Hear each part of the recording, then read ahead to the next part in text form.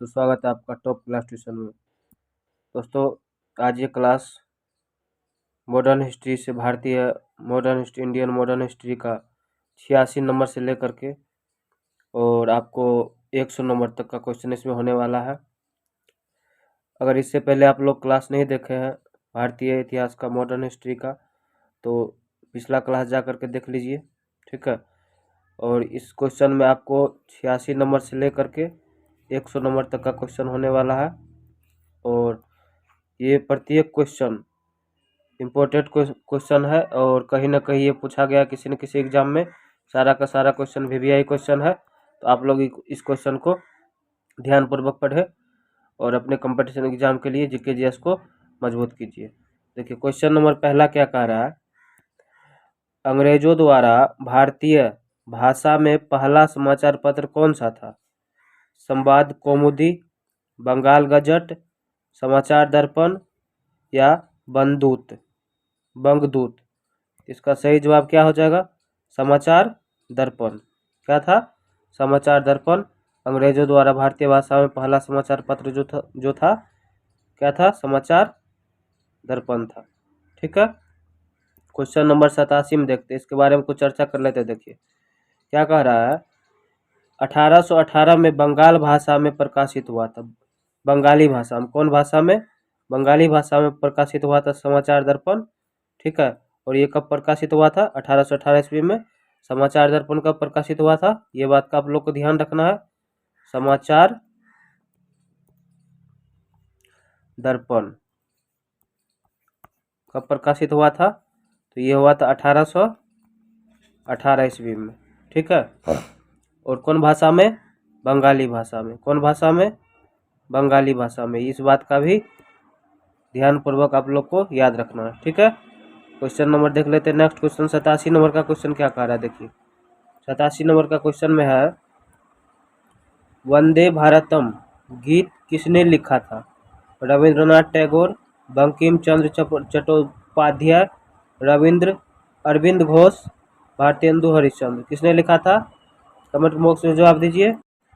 ये लिखा था बंकिम चंद्र चट्टोपाध्याय। कौन लिखा था? बंकिम चंद्र चट्टोपाध्याय। इसके बारे में भी कुछ चर्चा कर लेते हैं। देखिए, यह गीत उनके उपन्यास आनंद मठ से लिया गया है। बंकिम चंद्र चट्टोपाध्याय का जो आनंद मठ एक उपन्यास है, उसी उपन्यास से लिया गया है। कौन सा गीत? कौन सा? वंदे मातरम। कौन सा गीत? वंदे मातरम। किसके द्वारा लिखा गया है? वंदे मातरम बंकिम चंद्र चट्टोपाध्याय के द्वारा। ठीक है। क्वेश्चन नंबर 87 के बाद 88 में देख लेते हैं। इसका क्या करा, देखिए, किस क्रांतिकारी ने व्हाई आई एम एथिस्ट नामक लेख लिखा था? चंद्रशेखर आजाद, भगत सिंह, राजगुरु, रामप्रसाद बिस्मिल। किसने लिखा था? बताइए। भगत सिंह ने लिखा था। किसने लिखा था? भगत सिंह ने लिखा था। ठीक है। इसके बारे में देख लेते हैं। यह लेख जेल में रहते हुए उन्होंने लिखा था। कहाँ पर? यह लेख उन्होंने जेल में रहते हुए लिखा था और भगत सिंह ने लिखा था। ठीक है। 89 नंबर क्वेश्चन देखिए, इसमें क्या है। दांडी यात्रा की दूरी लगभग कितनी थी? 180 किलोमीटर, 240 किलोमीटर, 300 किलोमीटर, 390 किलोमीटर। अगर किलोमीटर में कहा जाए, इसका आंसर हो जाएगा 390 किलोमीटर। और अगर मील में कहा जाए, अगर यहाँ पर किलोमीटर न दे करके मील दे देता, क्या दे देता? मील दे देता, तो ये 240 मील हो जाता। ठीक है। लेकिन इसका सही जवाब क्या हो जाएगा? 390 किलोमीटर। ठीक है। 390 किलोमीटर।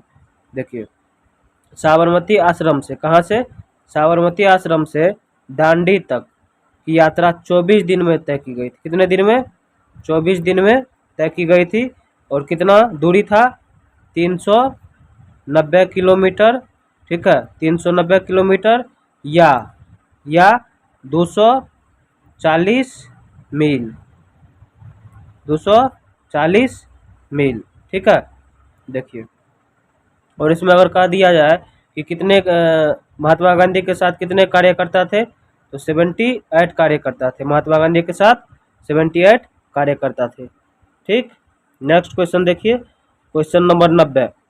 इसमें क्या है, 1857 की क्रांति का नेतृत्व किसमें, दिल्ली में किसने किया? नाना साहब ने, तात्या तोपे ने, बहादुर शाह जफर या रानी लक्ष्मीबाई? किसने किया था? दिल्ली में किया था बहादुर शाह जफर, दिल्ली में बहादुर शाह जफर ने। ठीक है,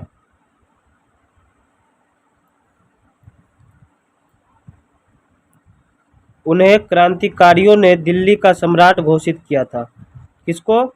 बहादुर शाह जफर को क्या कहा था? क्रांतिकारियों ने क्या कहा था? दिल्ली का सम्राट घोषित किया था। किसको? बहादुर शाह जफर को। ठीक है दोस्तों, अगर ये क्लास सेशन आप लोग को अच्छा लग रहा है तो इसको प्लीज़ सब्सक्राइब करके, लाइक करके अपने दोस्तों को शेयर कीजिए न कीजिए। ठीक है, लेकिन इसको पढ़िए, अंतिम तक देखिए, आपको बहुत ही मदद मिलने वाला है और 100% क्वेश्चन इससे लड़ने वाला है।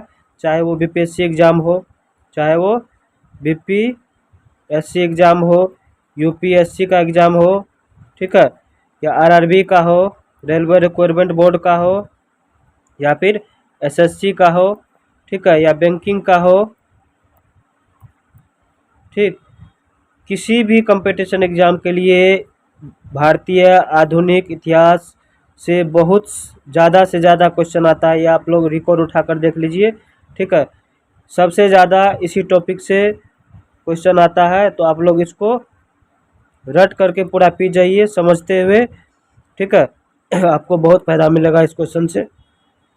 देखिए, भारतीय राष्ट्रीय कांग्रेस का सबसे लंबा अध्यक्षीय कार्यकाल किसका था? बाल गंगाधर तिलक, महात्मा गांधी, अबुल कलाम आज़ाद या नेहरू का? इसका बता दें आपको सही जवाब क्या हो जाएगा, बताइए।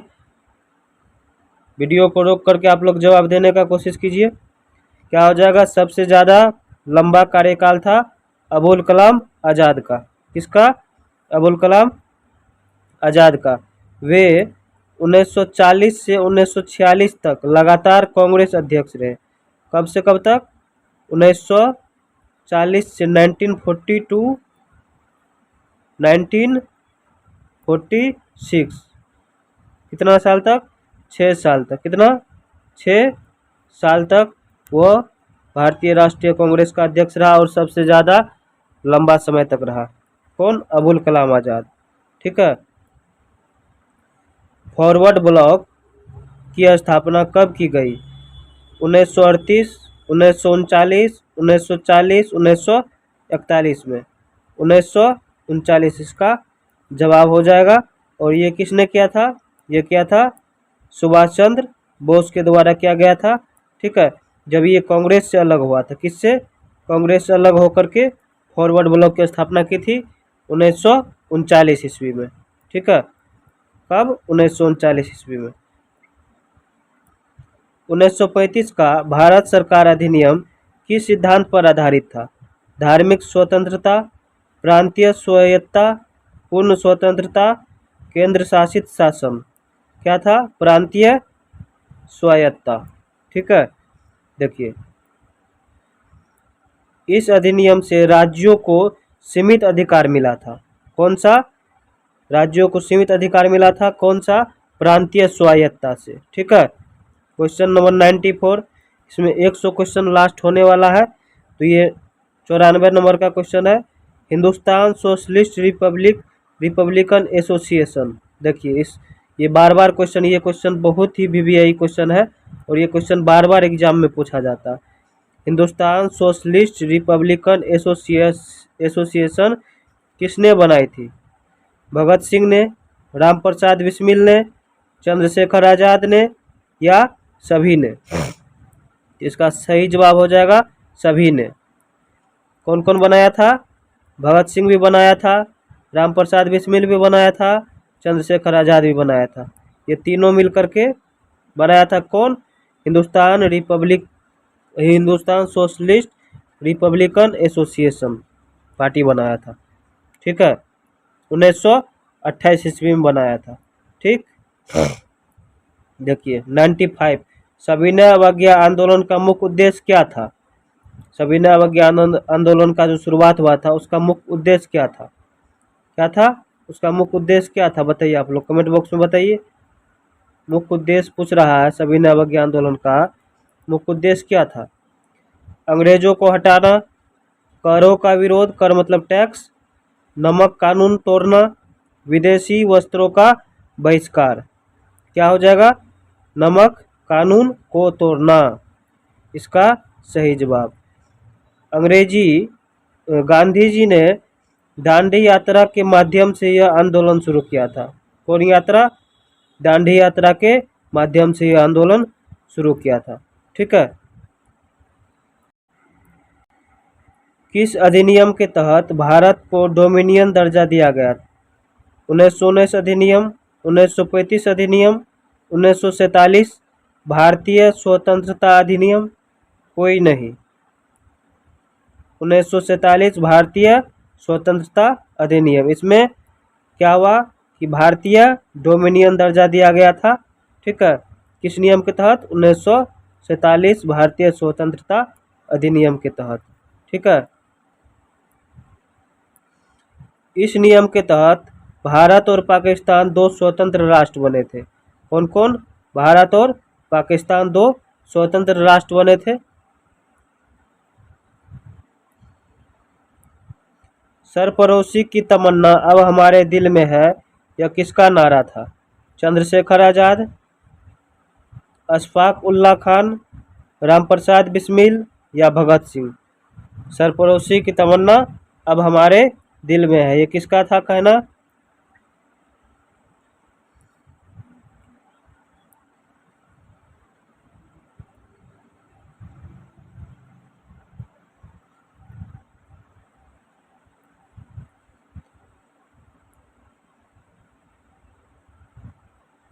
किसका कहना था ये बताइए, कमेंट बॉक्स में जवाब दीजिए इसका।